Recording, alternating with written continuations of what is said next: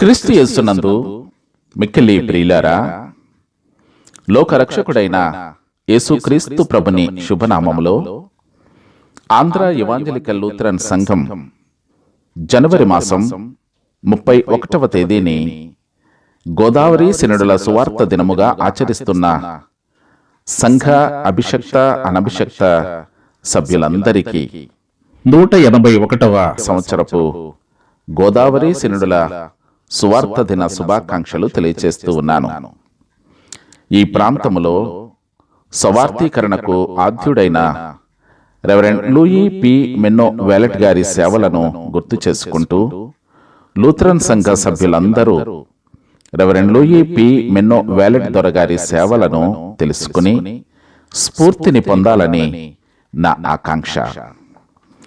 Reverend Louis P మెన్నో wallet గారు హిందూ దేశములో సువార్త పరిచర్య నిమిత్తము స్వచ్ఛందముగా జర్మనీ దేశము నుండి నార్త్ జర్మనీ మిషనరీ సొసైటీ తరపున 1843వ సంవత్సరం మే మాసములో హెంబర్ పట్టణము నుండి 20 వారముల పాటు సముద్ర ప్రయాణం చేసి 1843వ సంవత్సరం అక్టోబర్ మాసంలో మద్రాసు చేరి అక్కడి నుండి అప్పటికే గుంటూరు ప్రాంతంలో మిషనరీగా ఉన్న ఫాదర్ హైర్ గారి వద్దకు 1844వ సంవత్సరం ఫిబ్రవరి మాసంలో వచ్చి ఫాదర్ హైర్ గారు స్థాపించినటువంటి ఇంగ్లీష్, తెలుగు దేశీయ పాఠశాలలలో ఉపాధ్యాయుని వద్ద తెలుగు నేర్చుకుని 1845వ సంవత్సరం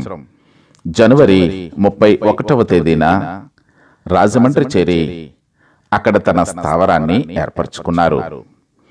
అప్పటి కాలంలో ఉన్న అనేకమైన ప్రతికూల పరిస్థితులను ధైర్యంగా ఎదుర్కొని అటవీ ప్రాంతంలో క్రూర మృగముల మధ్య వాటితో సహజీవనం చేస్తూ అంతకు మించిన క్రూరమైన కుల మత మౌఢ్యాలను ఎదిరించి ఆంగ్ల తెలుగు మాధ్యమ విదేశీ పాఠశాలలను స్థాపించి సర్ ఆర్థర్ కాటన్ మహాశయుని ఆనకట్ట పనులలో ఉన్న వేలాది మంది పనివారికి ఆదివారపు ఆరాధనలు జరిపించేవారు.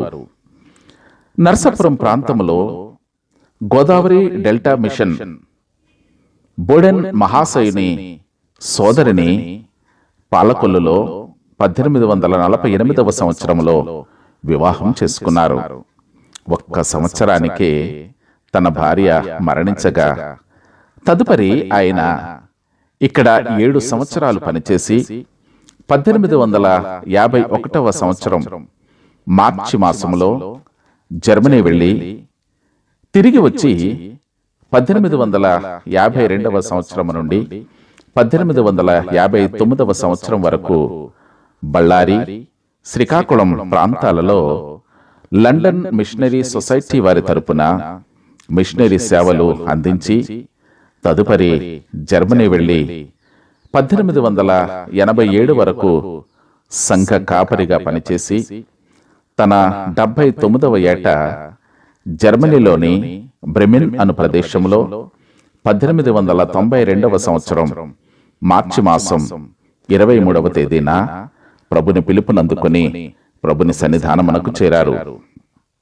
కావున రెవరెండ్ లూయి పి మెన్నో వ్యాలెట్ గారి యొక్క సేవలను తలపోసుకుని స్ఫూర్తిని పొంది నేటి తరములోని సేవకులందరూ ఒక్కొక్క మిషనరీగా క్రీస్తు రాజ్య విస్తరణకు, స్వార్థీకరణకు పూనుకోవాలి.